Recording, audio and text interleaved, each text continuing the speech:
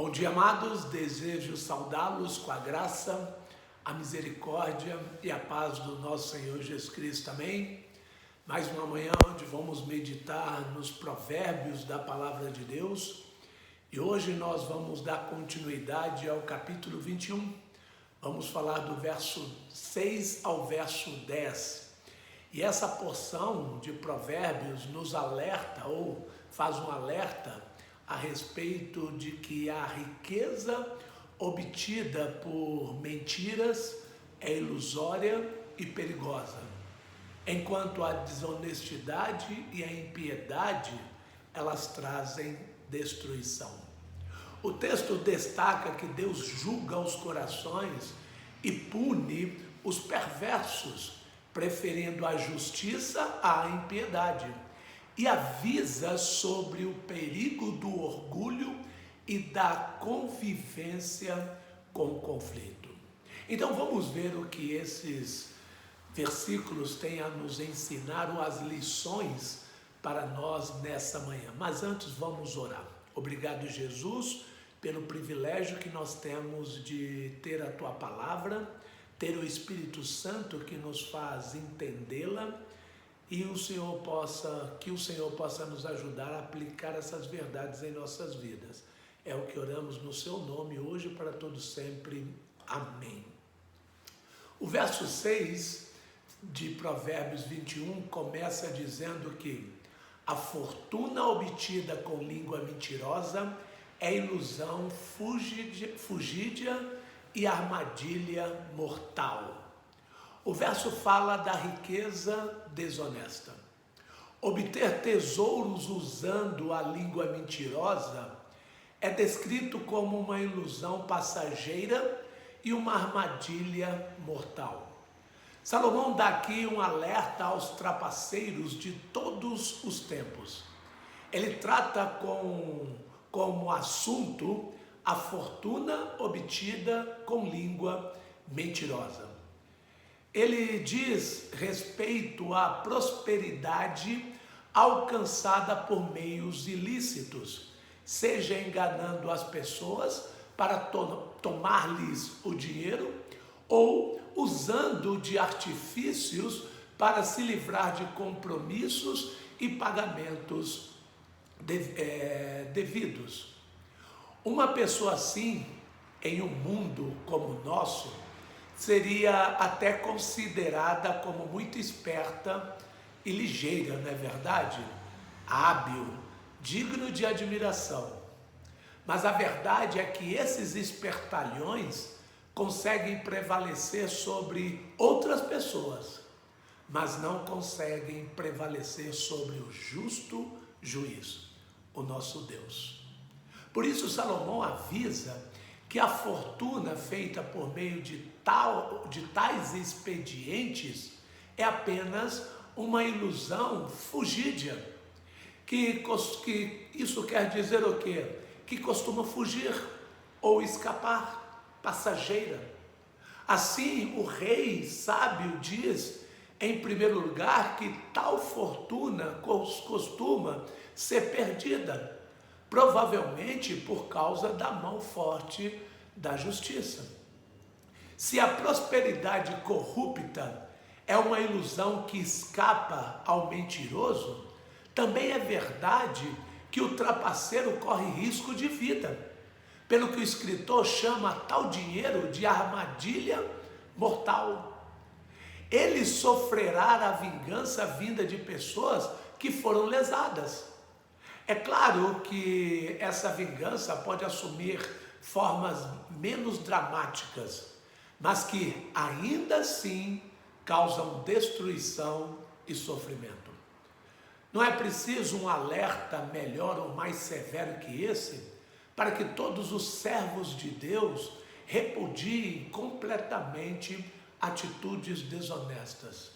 Assim, o homem sábio, ao se afastar do lucro desonesto, demonstra sabedoria ao temer a Deus, obedecendo-lhes os preceitos, e evita as consequências que perseguem e abatem os trambiqueiros. Amados, prestem atenção. O homem sábio, ao temer a Deus, obedecendo-lhe os preceitos, evita as consequências que perseguem e abatem os trambiqueiros. Que caminho você vai seguir? A nossa vida não é um jogo. Siga as palavras de Deus. O verso 7 fala da consequência da violência. A violência dos ímpios o arrastará, pois recusam-se a agir corretamente. Tal pessoa que maltrata e prejudica os outros, sem ter ou demonstrar qualquer consideração ou preocupação, arrastará consigo a destruição. A violência e a falta de justiça dos ímpios acabarão se voltando contra eles mesmos, resultando em sua própria destruição. Algumas pessoas colocariam essa questão utilizando um provérbio popular contemporâneo que afirma que se alguém cospe para cima, cai-lhe na testa. Ou não joga a pedra para cima que o seu telhado é de vidro. Além do forte alerta contido no texto, o próprio senso popular sabe que as consequências sobre aqueles que usam de maldade com os outros são frequentes, apesar delas diferirem em seu formato. Sendo assim, porque ainda há pessoas que resolvem contra Deus e contra a lógica agir com violência e maldade? A resposta não é difícil de entender. Os ímpios, de fato, recusam-se a agir corretamente. Eles sabem o que é certo, mas se negam a agir em retidão. Seu impulso de pecado é maior que seu senso moral.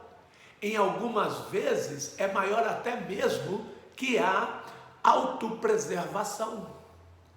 Se essa é uma realidade do ímpio, o servo de Deus tem de ser o extremo oposto. Ele não somente deve evitar qualquer trato violento e pernicioso, como também precisa ser um exemplo do amor de Deus entre os homens. Isso não significa ignorar o erro e o pecado, mas tratar tudo com justiça, moralidade, retidão e, acima de tudo, temor do Senhor. A simples obediência a Deus afasta os crentes em Cristo de toda a maldade e das consequências da brutalidade. Só um tolo seguirá outra direção. O verso 8 mostra o caminho do ímpio. O caminho do culpado é tortuoso, mas a conduta do inocente é reta. O caminho de quem vive na iniquidade é perverso, contrastando com a retidão dos puros. Muitos homens mantêm a natureza corrompida pelo pecado que nele habita. Por isso Salomão nos lembra de que o caminho do culpado é tortuoso. Significa que o ímpio, culpado de muitos pecados, segue por estradas cheias de curvas e perigos. Essa é uma figura para uma conduta que o tolo mantém em sua vida, que o coloca no curso de erros, falsidades, mentiras, intrigas, desavenças, imoralidades, desrespeito e desobediência a Deus. Você pode até ensinar homens e mulheres assim a diminuírem suas atitudes drásticas de rebeldia. Porém, lá no fundo, é exatamente isso que existe e que enche os seus corações. Mais cedo ou mais tarde, elas colocam para fora sua natureza pecaminosa. Quanto aos sábios, sábios por causa da fé no Senhor Jesus, o escritor diz que a conduta do inocente é reta. Deve-se notar que, sob certa ótica, não há quem seja plenamente inocente, não é verdade? Justamente porque não há quem consiga viver sem pecar. Porém, o sábio, nas Escrituras, é aquele que se entrega pela fé ao seu Salvador, sendo por ele perdoado e limpo dos seus pecados. Por isso, aquele que crê se torna inocente, não por conta da sua justiça, mas pela justiça de Jesus Cristo. Como consequência de tão profunda transformação, ele desenvolve uma conduta reta, ou seja, segundo os ensinos da palavra de Deus. E por conta disso, o seu coração é limpo. As condutas e os comportamentos pecaminosos, pela justiça ou na justiça da palavra de Deus, são limpos e transformados. Portanto, olhe para o seu próprio procedimento. Se seus caminhos são tortuosos, perversos, abra os olhos, abra o seu coração. Você precisa crer em Jesus como Salvador. Só então ele endireitará suas veredas para que você percorra corretamente todo o caminho dessa vida e possa chegar em segurança ao céu, a linha de chegada dos salvos por Cristo. O verso 9 nos apresenta o conflito doméstico. Diz assim: melhor é viver num canto sob o telhado do que repartir a casa com uma mulher briguenta. Pesado, hein? A sabedoria prefere viver isolado, num canto do telhado, a morar em uma casa grande com uma mulher briguenta, ressaltando assim o valor da paz no lar. Salomão dá bastante atenção não só à existência da mulher em seus escritos, mas também às alertas, ou melhor, a alertas específicos que elas precisam ouvir. Um deles tem a ver com o cuidado que se deve ter para não ser uma mulher briguenta. O que ele faz em 2 provérbios de mesmo teor, aqui no provérbio 21, 9, e lá na frente no Provérbios capítulo 25, verso 24. Segundo o escritor, para o homem, melhor é viver num canto sob o telhado do que repartir a casa com uma mulher assim. Dividir a casa aqui significa se casar com uma mulher que não tem seu gênio sobre o controle. Quando isso ocorre, é como se um furacão atingisse a casa, mas não pelo lado de fora, e sim por dentro da casa. Esse é um alerta duplo. Em primeiro lugar, as mulheres são avisadas dos malefícios de estarem em guerra com seu cônjuge. E em segundo lugar, o alerta é dado aos homens, pois, na escolha da sua futura esposa, devem levar em conta mais do que a beleza da moça. Deu para entender? Não dá para colocar só em primeiro destaque a beleza da benevolência. Também o caráter, a conduta, o moral, os procedimentos. O melhor casal é aquele que enfrenta unido os furacões da vida, tendo dentro de casa uma suave brisa de amor e respeito. Finalizando com o verso 10, Salomão fala do desejo de fazer o mal. Verso 10 diz: o desejo do perverso é fazer o mal. Ele não tem dó do próximo.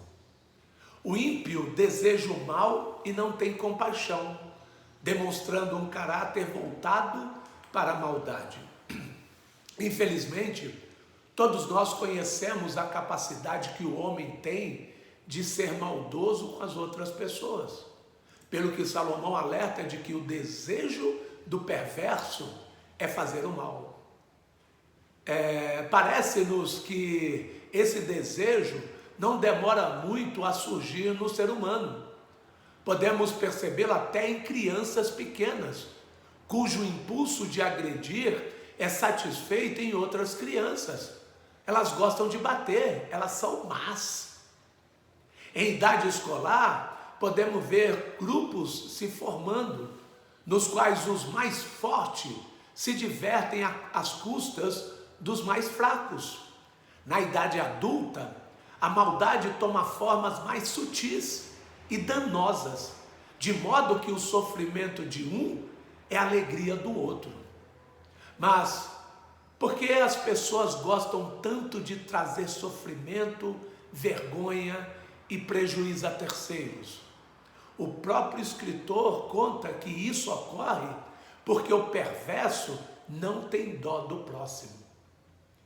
Nem podia ser diferente, pois qualquer um que tenha um pouco de consideração pelos outros, certamente evita causar danos a eles. É justamente aquele que só pensa em si que mais faz as pessoas ao redor sofrer com sua maldade. É impressionante o número de problemas cuja origem é orgulho e egoísmo, que se mostram na forma de desconsideração e de falta de tato nos relacionamentos.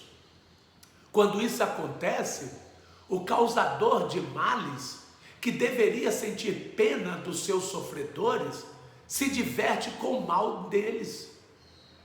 É claro que uma deformação desse tipo no coração de alguém não se dá da noite para o dia.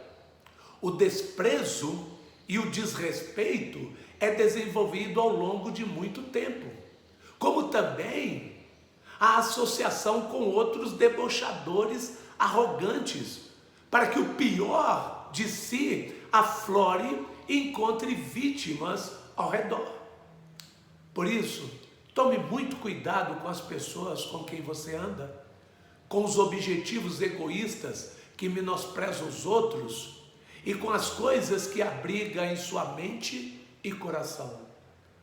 Quando o tolo chega ao estágio de não se importar com mais ninguém, a viagem de volta é muito difícil ou até impossível.